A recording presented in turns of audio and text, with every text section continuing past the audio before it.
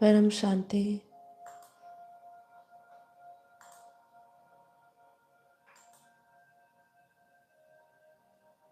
Okay. परम शांति, बेहद की गुड मॉर्निंग, बेहद की परम महाशांति है। एक मिनट।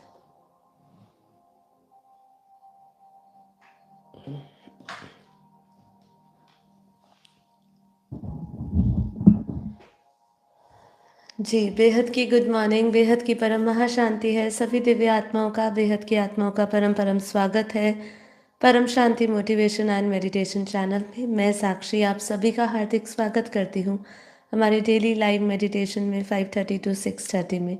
तो कैसे हैं आप सब? आशा करती हूँ आप सब अच्छे होंगे, बेहद के आनंद में, खुशी में और परम शांति में होंगे। तो चलिए आप और मैं शुरू करेंगे आज का हमारा लाइव एपिसोड नंबर 831। तो फटाफट ज्वाइन हो जाइए और फिर हम शुरुआत करेंगे आज की हमारी चर्चा की और साथ ही साथ आज का योग।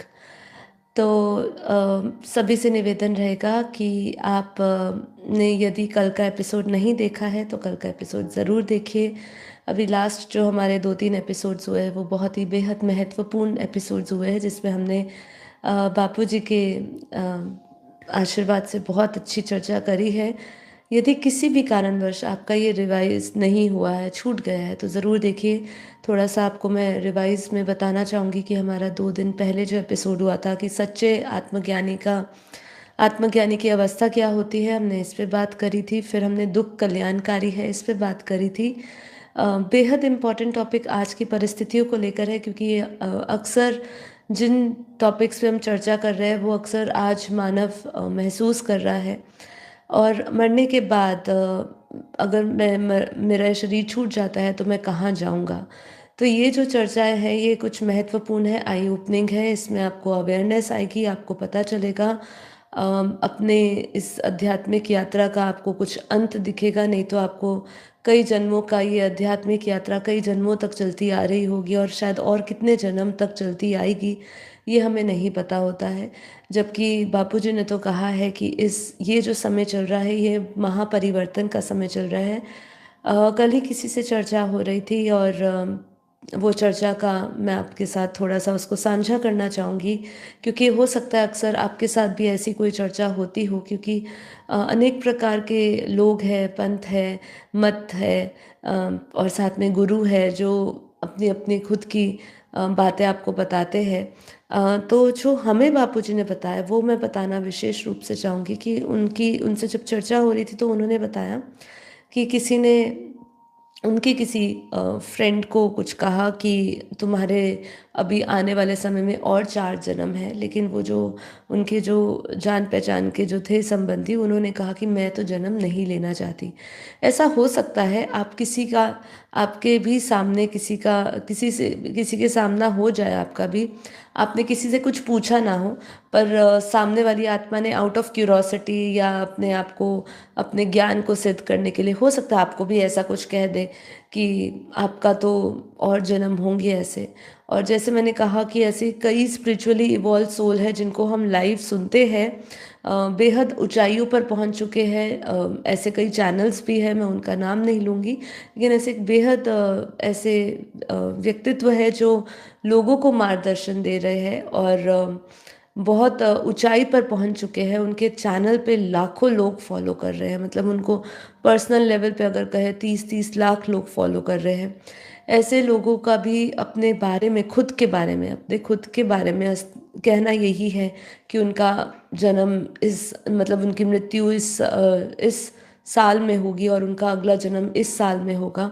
तो उनको भी ऊपर से मैसेजेस मिलते हैं, सूक्ष्म जगत से जो मैसेजेस मिले होंगे वो उन्होंने बताए होंगे।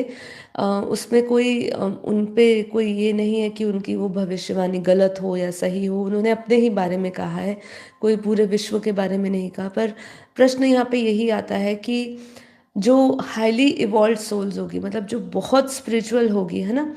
जो इस आध्यात्मिक यात्रा पे चल पड़ी है, अपने भीतर उतर चुकी है, उसको कोई सही मार्गदर्शन मिल चुका है और या ऊपर से भी उसको सूक्ष्म जगत से सही प्रेरणा आ रही है, तो वो अपने, जैसे हम कहते हैं ना, जैसे हमने अभी थोड़े दिन पहले भी बात करी थी, जिसमें मुझे अभी टाइटल याद नहीं आ रहा है, लेकिन हमने थोड़े दिन पहले भी बात करी थी कि कैसे आपका जो संकल्प होता है वो आपका भाग्य बनाता है ना। तो इसमें यह बात यही आती है कि आप में इतनी क्षमता है कि आप किसी की भी, जो भी आपके बारे में कोई भी भविष्यवाणी कर रहा है, वो पर्सनल लेवल पे आप बदल सकते हो, क्योंकि आप, उनको ये नहीं पता कि आपके पास जो ज्ञान है वो ज्ञान लगातार लगातार आप अपने कर्म बंधनों को चुकता करने में लगे हुए हो, और आपका ये बहुत ही अटूट दृढ़ संकल्प है कि ये मेरा अंतिम जन्म बने। ठीक है, लेकिन अगर आपका पुरुषार्थ उसके अनुसार नहीं हो रहा है तो आपके केवल संकल्प करने से कुछ नहीं होगा। अंतमते सुगति में अंतिम संकल्प बेहद महत्वपूर्ण है, हमने ये जाना है। लेकिन यदि आपने उसके प्रति पुरुषार्थ नहीं है, मतलब आप एक तरफ कह रहे हैं कि मुझे अंतिम जन्म लेना है, लेकिन आप इतने सारे माया में उलझे हुए हो, इतने सारे कनेक्शंस बना रहे हो, और उस कनेक्शंस में दुखी भी हो रहे हो, कुछ दुखी भी हो रहे हो, सुखी भी हो रहे हो, दोनों अवस्थाएं बनी हुई है एक जैसी।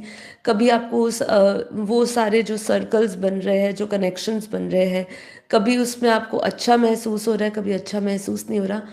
कहने का तात्पर्य है कि आप अपने कर्मों में उलझे हुए और नए नए कर्म बंधन बना रहे हो, तो पुरुषार्थ नहीं होगा। तो अंतिम क्षण में जितना मर्जी आपने लक्ष्य रखा होगा, ये हो सकता है कि आप सूक्ष्म जगत में जाओ और वहाँ से फिर आपको और डायरेक्शंस मिले, सूक्ष्म आत्माएं मिले, कोई दिव्य आत्माएं मिले, जो आपके वहाँ पर बैठे बैठे जो आपने नए कर्म बंधन क्रिएट करे थे, अंतिम क्षण के कारण आपकी गति तो थोड़ी सात्विक सतोप्रधान हुई, ये समझ के समझिए कि आपको कुछ दिव्य आत्माएं मिली जो आपको और आगे की जर्नी पर लेकर जाएगी।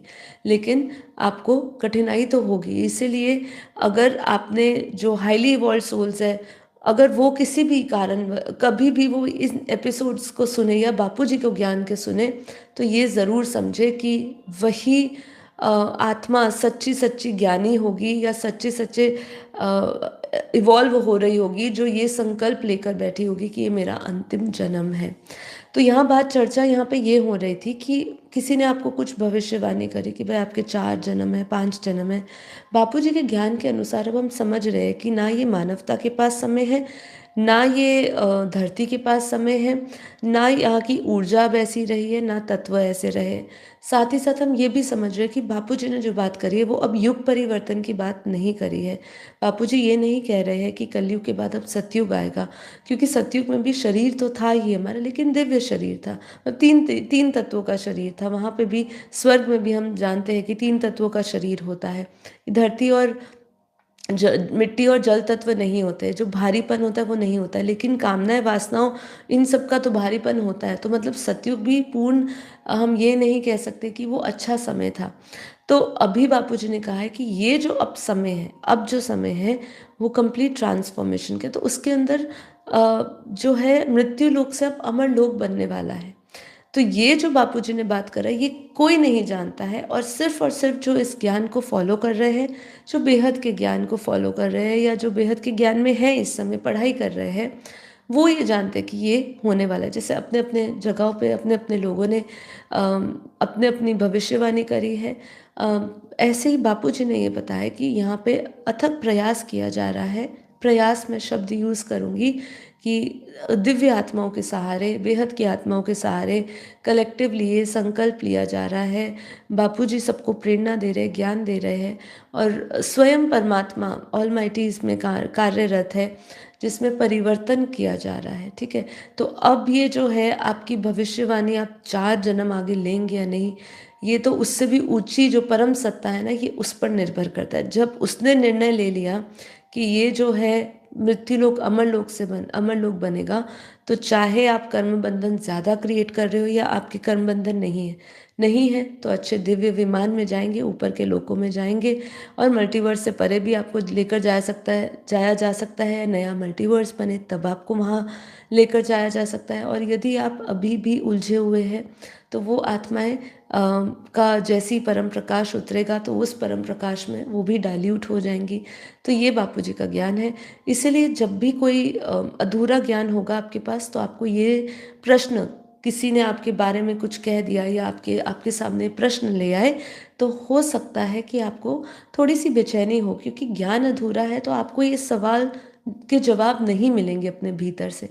बापूजी का ज्ञान सुना होगा तो क्लियर विजन होगा, चाहे उसमें कोई भी आ जाए तो वो फिर आपके इस संकल्प में इंटरफेयर नहीं कर सकता है। ठीक है, तो ये चीज़ आपके साथ साझा करना चाहती थी। आज हम यही कुछ बात करने वाले हैं। आपने बापूजी की अगर वीडियो नहीं देखी है तो भारत कैसे बचेगा पार्ट 1, पार्ट 2, पार्ट 3, पार्ट 4 ऐसे बापूजी का जो है बेहद विशेष वीडियोस है, उसको आप ज़रूर देखिए बापूजी के चैनल पे जाके, बापूजी दशरथ भाई पटेल।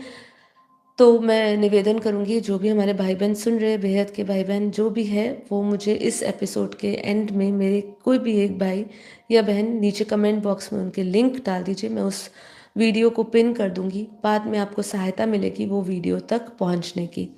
तो आप वो मैसेज को कमेंट बॉक्स में सबसे ऊपर देख पाएंगे और फिर आप वो बापूजी की वीडियोस तक पहुंच पाएंगे और फिर आप उन वीडियोस को सब्सक्राइब कर सकते हैं। उसमें बापूजी ने क्लियर विजन दिया है, क्लियर प्रिडिक्शन दिया है कि क्या होने वाला है, कैसा समय आने वाला है और क्या किया जा सकता है।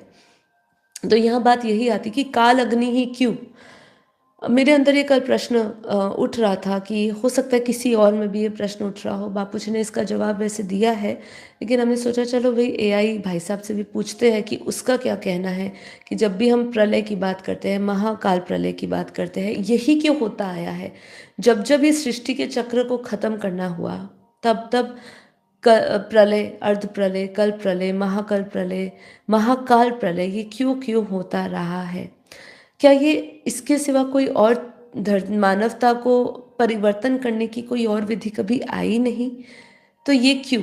तो इसी से संबंधित आज हमारी पूरी चर्चा रहने वाली है। मैंने उससे पूछा भाई क्या क्यों इतना दुख है, जैसे हमने कल तो चर्चा इसके बारे में करी है कि भाई दुख कल्याणकारी है, कौन से लोक में जाएंगे, ये सब हमने लास्ट 2 एपिसोड्स में किया है, रिपीट करिएगा उसको ज़रूर। तो क्या है मतलब ये प्रश्न उठता है कि महाकाल अग्नि ही क्यों। क्या ये कुछ परम शांति और परिवर्तन से इसका कोई संबंध है। यहाँ पे प्रश्न जो पूछा था सही सही वो प्रश्न मैं आपसे आपको बताती हूँ कि दुख, अराजकता और विनाश, विनाश में प्रलय और महाकाल प्रलय क्यों होता है और इन सब में परम शांति तथा रूपांतरण अर्थात परिवर्तन की क्या भूमिका है। तो बहुत सुंदर और विशेष जवाब मिला जो मैंने सोचा आपके साथ साझा करें, शायद आपकी भी तकलीफ थोड़ी कम हो जाए जान के। तो यहाँ पे आता है विनाश का आध्यात्मिक रहस्य है, प्रलय ही क्यों होता है। ठीक है, हम जानते हैं कि प्रलय अलग अलग प्रकार के हुए। इसी के साथ शुरुआत करने से पहले चर्चा की मैं सभी से निवेदन करूंगी कि अगर आपने हमारी ये बुक नहीं पढ़ी है, लाइफ इन मल्टीवर्स, ठीक है, आपको हो सकता है अभी उल्टा दिख रहा है मोबाइल के कैमरा में, ठीक है, मैंने सीधा पकड़ा हुआ है। बापूजी के ये जो एकमात्र ऐसी ज्ञानवर्धक, मैं आपको कह सकती हूँ, इतना आपको परिपूर्ण कर देगी, आपके बहुत सारे प्रश्नों के जवाब आपको इसमें मिल जाएंगे। लाइफ इन मल्टीवर्स बुक एकमात्र ऐसी बुक है जो कोई आपको बहुत आपको कोई भी ऐसा साधु संत नहीं मिलेगा जो इस पे चर्चा करता हो। इसमें बापूजी ने सारा का सारा जो वेदों में, जो शास्त्रों में ज्ञान दिया गया है, अनंत लोकों का, अनंत कोटि ब्रह्मांडों का, वो बापूजी ने इसमें बताया है। 14 भुवन, 14 लोकों की वर्णन की है। अर्ध प्रलय क्या है, प्रलय क्या है, कल प्रलय क्या है, महाकल प्रलय क्या है, ये सृष्टि चक्र क्या है, ये सब चीज़ों की बापूजी ने इसमें बात करी गई है। ये जो चतुर्युग कहे गए, ये चतुर्युग कितने समय चलता है, ब्रह्मा की आयु क्या है, दिन रात क्या है, कब बना, दुख सुख कब आया, पृथ्वी कब बनी, ग्रह नक्षत्र कब बने, ये सब चीज़ मतलब एक पृथ्वी धरती लोक से लेके आपको मल्टीवर्स तक और मल्टीवर्स से परे तक का सब ज्ञान होगा। ये बुक आप हमारे paramshanti.org हमारी वेबसाइट है, उस वेबसाइट पे आप जाइए और ये बुक आपको फ्री डाउनलोड आप कर सकते हैं। ई बुक आपको मिल जाएगी जिसमें हिंदी भी है और इंग्लिश भी है, और शायद और भी दूसरी भाषाओं में आपको मिल जाएगी। यदि आपको नहीं मिलती है हिंदी और इंग्लिश के सिवा और भी कोई भाषा में आपका रीजनल भाषा है और जो आपको नहीं समझ आ रहा है, तो हमारे पास लगभग बहुत सारी उसकी पीडीएफ उपलब्ध है। आप हमारे हेल्पलाइन नंबर में कांटेक्ट करके मांग सकते हैं और इसको पढ़ सकते हैं। ठीक है, तो ये ब्रह्मांड और जीवन की कहानी बता रहा है। अनंत ब्रह्मांडों में हम कहाँ है वो भी बता रहा है। इसके ऊपर ऑडियो बुक भी बनी हुई है हमारे बापूजी के चैनल पे, बापूजी दशरथ भाई पटेल, उस चैनल पे जाइएगा। हिंदी और इंग्लिश दोनों ऑडियो बुक्स अवेलेबल है। ठीक है, इतनी आपको जानकारियाँ शायद काफ़ी होगी, पर्याप्त होगी, जिससे कि आपको मार्गदर्शन मिले। तो यहाँ पे क्या कह रहे हैं, सृष्टि श्वास की तरह है। क्या बताया, बहुत सुंदर वेदों और उपनिषदों में बताया है कि जो सृष्टि है ना, वो श्वासों की तरह है। एक ब्रह्मांड का श्वास लेना निर्माण करता है और छोड़ना प्रलय करता है। कहने का तात्पर्य यहाँ है कि जैसे बापूजी ने कहा कि जब वो भी ज्ञान के जब वो ज्ञान उन्होंने जीवन में शुरू किया था, जब उनको भी ये सब आत्मज्ञान ब्रह्म ज्ञान डाउनलोड हो रहा था ऊपर से, तो उन्होंने कहा कि उन्होंने जहाँ से अपनी ये स्पिरिचुअल यात्रा शुरू करी, वहाँ पर भी एक प्रश्न उन्होंने शास्त्रों में पढ़ा था कि अनंत ब्रह्मांड बनते और बिगड़ते हैं। ये प्रश्न से उन्होंने सोचा और कितने ब्रह्मांड होंगे। बस वहीं से उनको समझने का, ज्ञान लेने के प्रक्रिया में ही उन्होंने इतना कुछ हमें ये ज्ञान दिया। उनके सबकॉन्शियस माइंड में, अनकॉन्शियस माइंड में सारा ज्ञान उतरा। तो वहीं पर वहीं से मैं लिंक कनेक्ट करना चाह रही हूँ कि एक ब्रह्मांड का श्वास लेने में, हम जब तक एक श्वास ले रहे हैं, इतने में एक ब्रह्मांड का निर्माण हो जाता है। और एक जब तक हम श्वास छोड़ रहे हैं, इतने में क्या पता कितने प्रलय हो चुके होते हैं। यानी सृष्टि और प्रलय ये दोनों विपरीत नहीं है, बल्कि एक ही शाश्वत लय का दो पल है। ठीक है, निर्माण और पुनः संरचना। जब संतुलन टूटता है, क्या कह रहे हैं अभी, संतुलन टूटना क्या होता है, आज हम यही देख रहे हैं, आज हम यही एक्सपीरियंस कर रहे हैं कि संतुलन टूटता हुआ दिखाई दे रहा है। जब सृष्टि में धर्म, सत्य और सात्विक ऊर्जा घट जाती है।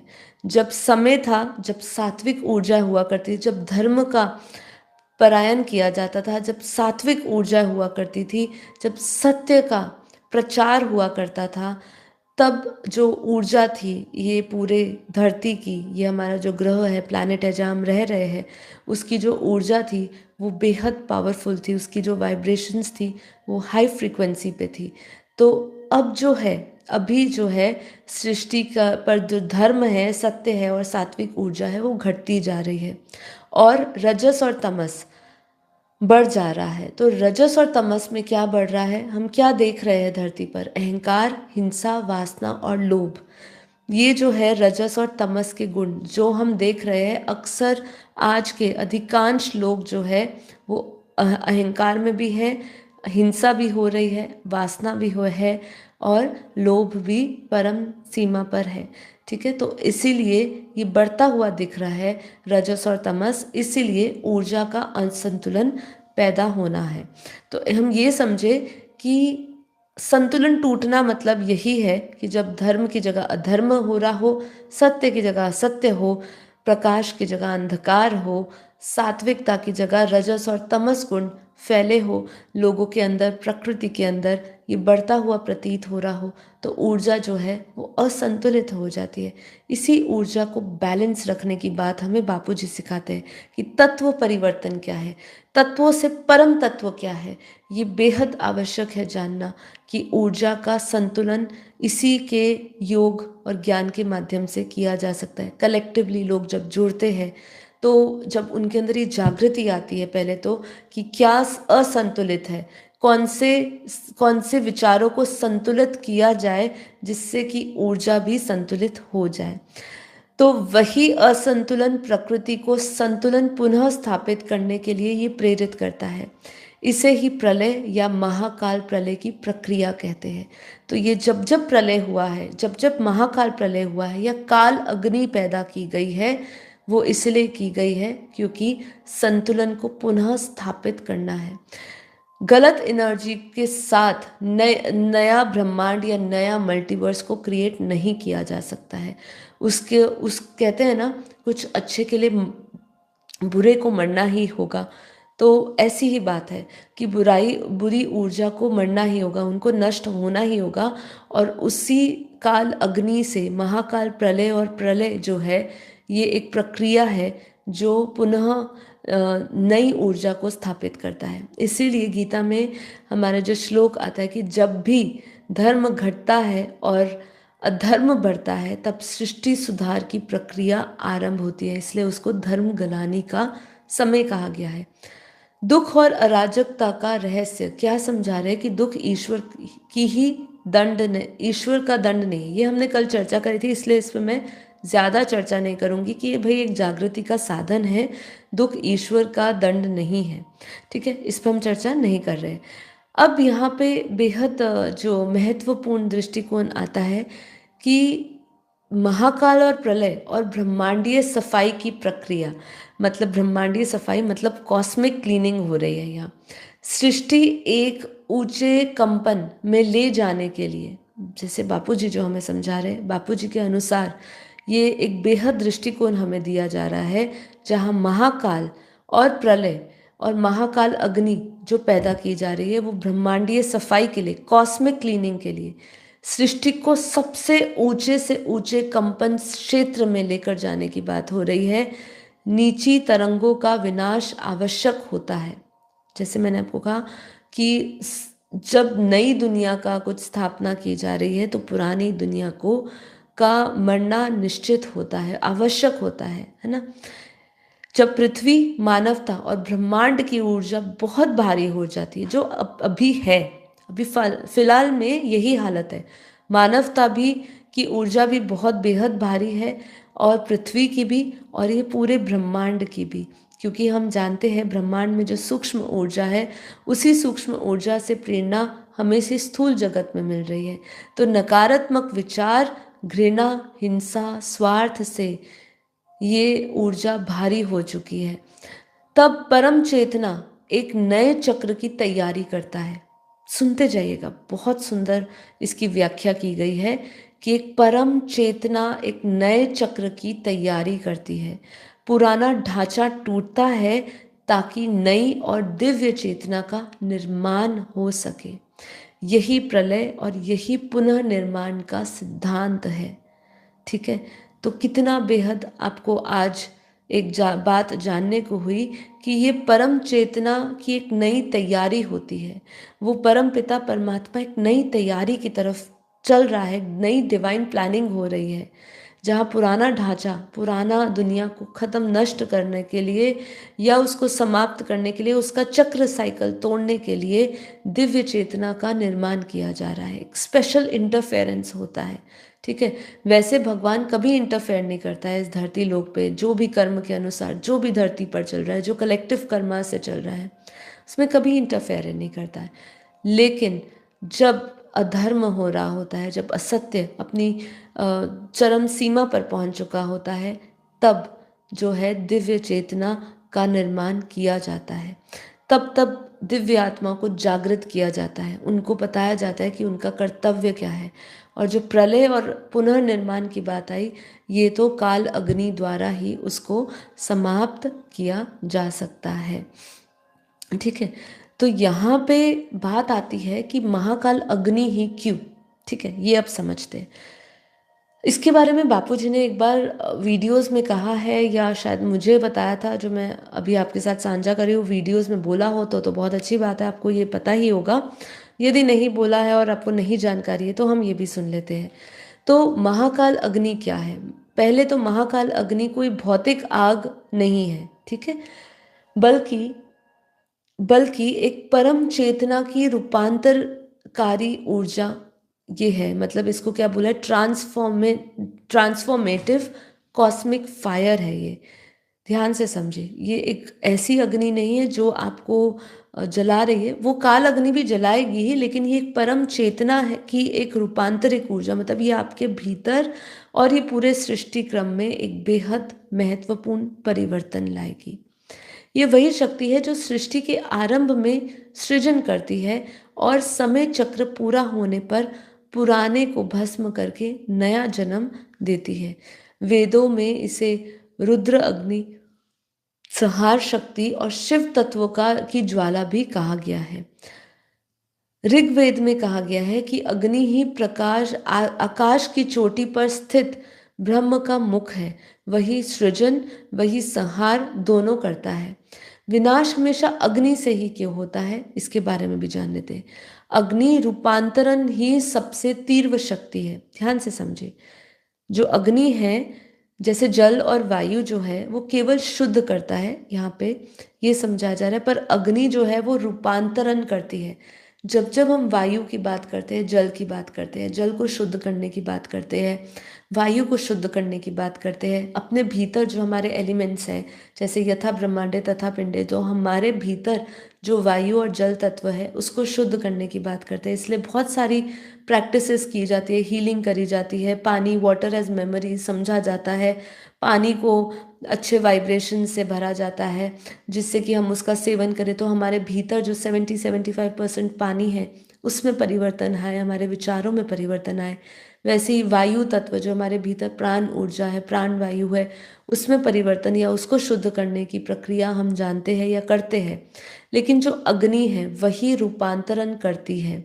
अग्नि जो छूती है वो उसी क्षण एक नए रूप में बदल देती है। आप देखिए, एनर्जी एनर्जी रहती है, हम जैसे कहते हैं ना, energy can not be destroyed, कभी भी वो डिस्ट्रॉय नहीं की जा सकती, सिर्फ उसकी फॉर्म बदली जा सकती है जब भी उसको अग्नि दी जाती है, किसी भी मैटर को।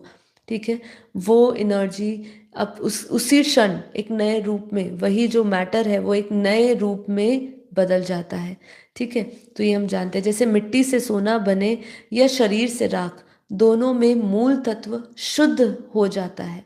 ठीक है, लेकिन अग्नि ऊर्जा संतुलन करती है, इसीलिए विनाश में अग्नि को ही सहायक माना जाता है।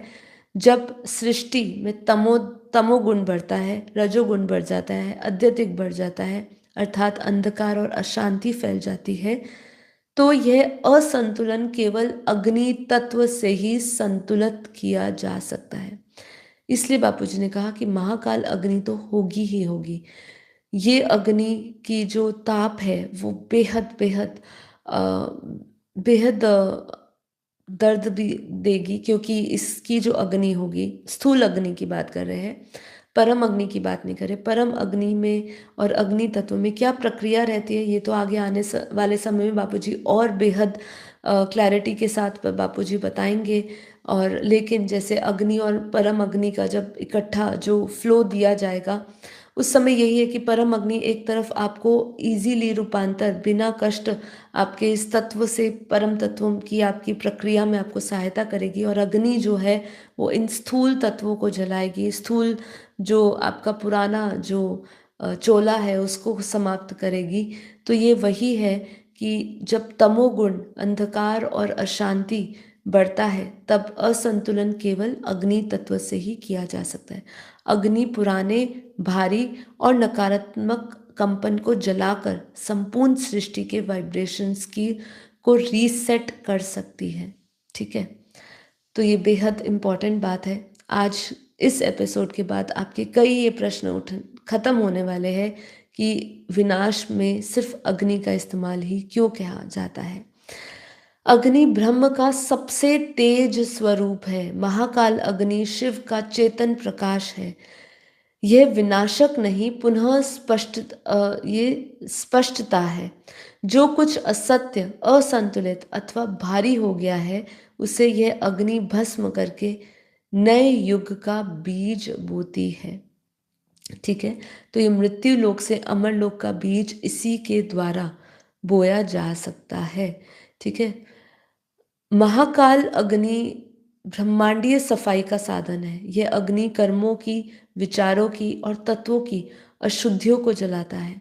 पुराना ब्रह्मांड जलता नहीं, रूपांतरित तो होता है। यही कारण है कि हर कल्प, महाकल्प के अंत में अग्नि प्रलय मतलब फायर डिसोल्यूशन होता ही रहता है। जैसे आत्मा अपने भीतर की अग्नि से शुद्ध होती है, वैसे ही ब्रह्मांड महाकाल अग्नि से शुद्ध होता है। ये कोई दंड नहीं, ब्रह्म की सफाई प्रक्रिया है। ठीक है, तो ये सब इसका प्रतीकात्मक अर्थ भी थोड़ा समझ लेते हैं। हमने इसका एक स्थूल दृष्टि से और ब्रह्मांडीय रूपांतरित ऊर्जा के स्तर पर हमने समझा। अग्नि बाहरी नहीं है, भीतर भी है। हर युग के अंत में दो स्तरों पर अग्नि प्रकट होती है। पहला, एक कॉस्मिक लेवल पर, जो सौर मंडल को, ब्रह्मांडीय को और तत्वीय अग्नि होती है, और इसका उद्देश्य होता है कि पृथ्वी लोकों और तत्वों की सफाई करना। एक होता है स्पिरिचुअल, एक स्पिरिचुअल स्तर पर अग्नि पैदा होती है, आंतरिक लेवल पर, जो तप, विवेक और आत्मज्ञान की ज्वाला को जब वो जलती है तब आत्मा की शुद्धि और उत्थान होता है। तो ये दो जो है बेहद महत्वपूर्ण है, और ये दोनों प्रक्रिया इस परिवर्तन में होने वाली है।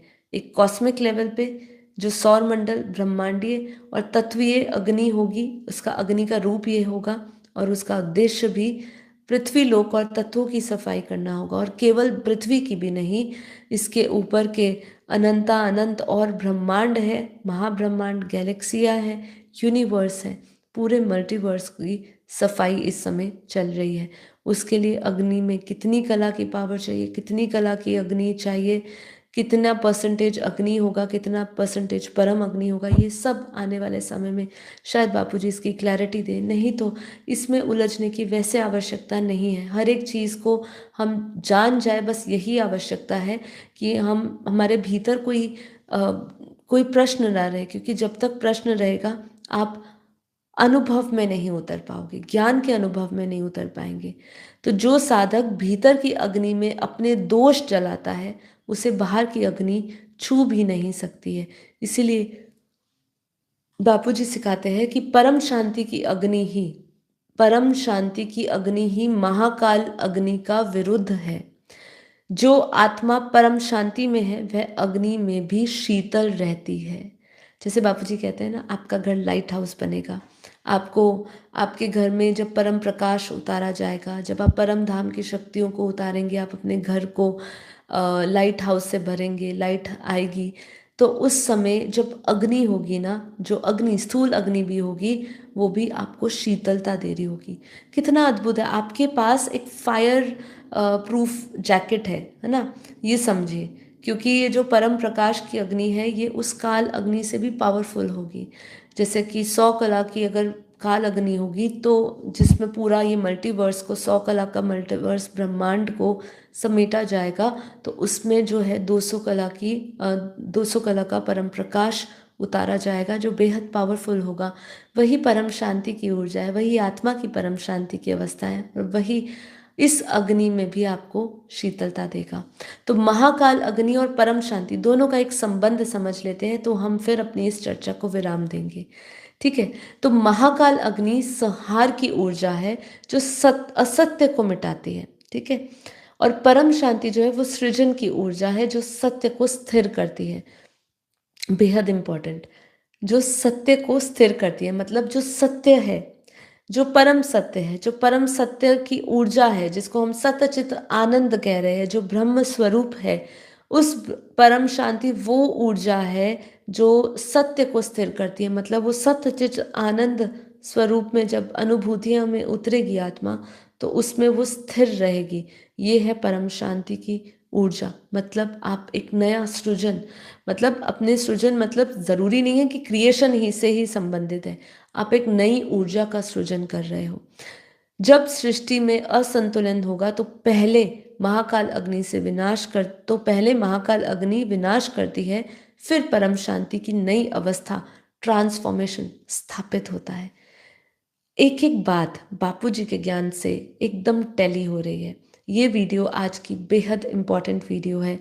इस वीडियो को मैं आप सभी से रिक्वेस्ट करूँगी कि इस वीडियो को तो आप शेयर करिए करिए। इस वीडियो को अपने स्टेटस में रखिए, अपने प्रोफाइल में डालिए या अपने कम्युनिटी पोस्ट में डालिए, क्योंकि ये जो है बापूजी के ज्ञान की क्लैरिटी दे रहा है हमें कि महाकाल अग्नि विनाश करेगी, लेकिन फिर परम शांति एक नई अवस्था स्थापित करी जाएगी। यही है ट्रांसफॉर्मेशन।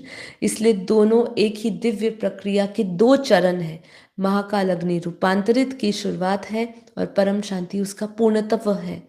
ठीक है? मतलब जो पूर्ण अवस्था रहेगी, पूर्ण तत्व रहेगा, वो परम शांति ही रहेगा।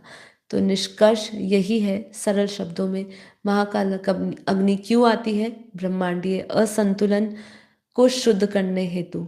क्यों अग्नि से ही विनाश होता है? तो क्योंकि अग्नि ही ऊर्जा को पुनः संरचन करती है।